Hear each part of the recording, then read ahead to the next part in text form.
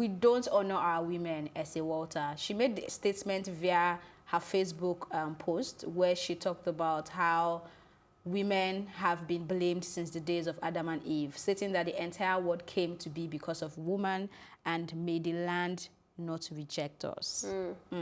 Ifelma, what do you think about her post?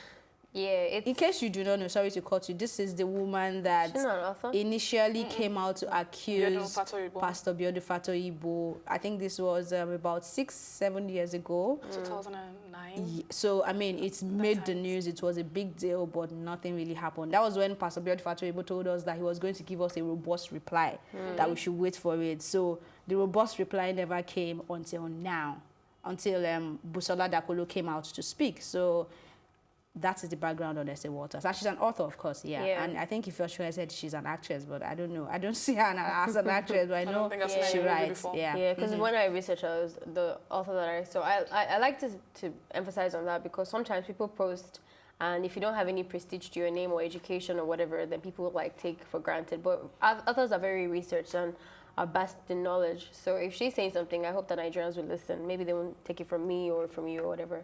But obviously, she's 100% right. We have that blaming mentality. Now, this is something I know for a fact that's African. It's not worldwide. There's a lot of issues that we face as women globally, like injustice and all that stuff. But that blaming syndrome is very African. And I think we kind of have done that to ourselves over the years because our parents have probably taught our parents that, you know, a good woman is a woman that takes suffering. I've heard that countless times. Even with periods, like I just went through that and my son was hurting. My mom said to me, hey, woman, no. I'm like, so because I'm a woman, I'm not allowed to like show that I'm hurting. Pain, yeah. Even if I see it every month, it's still hurting. And I should be able to say that I'm hurting. I don't want to get used to pain, whatever type of pain it is, physical, emotional, or anything like that. It hit me when she said, that if the man cheats, it's the woman's fault. It's the woman's fault. You see, it's one thing to put the blame on something, like if the child does bad, but when you're now starting to remove yourself from the consequences of your own bad choices and put it on somebody else, it's like, okay, now we've gone really far. And obviously, my adult life wasn't here, so I haven't really experienced that personally. Like people are putting blames on me. I don't have time for that. But I have seen it here that like it is true, and it makes no sense. Like, how do you logically explain that kind of culture? Well, I think everything she said is right. I'm a very strong feminist.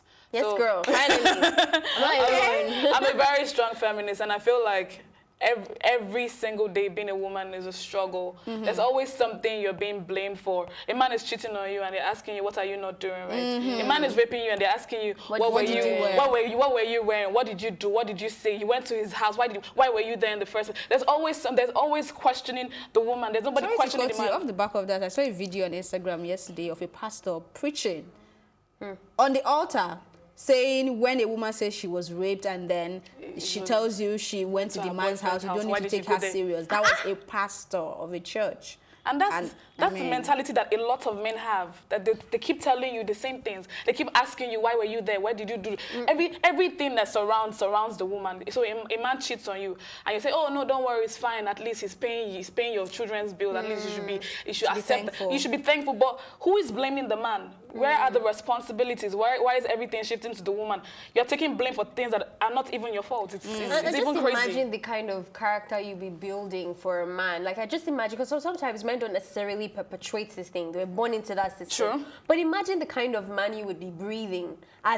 Just imagine your son has never taken responsibility for anything. First of all, imagine when they're kids and they realize already there's injustice because if their house is dirty, that I dirtied, I don't have to clean it up. My sister is going to clean it up. My maid is going to clean it up. And then I go into adulthood and it's the same thing. And then I'm just thinking, imagine.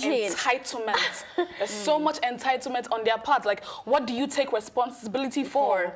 I think this is also making me remember what Kate Henshaw said when she came on the show on Plus Politics recently, and she was like, we need to start raising our boys differently. We've said it over and over again, but I love it when celebrities, people will look up to come out to say these things. We already raised the girl child to be good, to be respectful, to be good for marriage, long suffering, blah, blah, blah. At the end of the day, who is she going to get married to? To the man that you're not even looking at. So you have to pay attention to the boy child, pay attention to, I mean, let's not even say the man, the boy child, because you have to start from the route. You cannot, like you said the last time, you can't tell a 20-year-old man what to do. At that point, it's choices that he has to make based on the values that you've instilled in him, you know. So anyways, well, Naira Marley seems to be in a new kind of trouble. Conversation on that will happen right after this break. We'll be right back.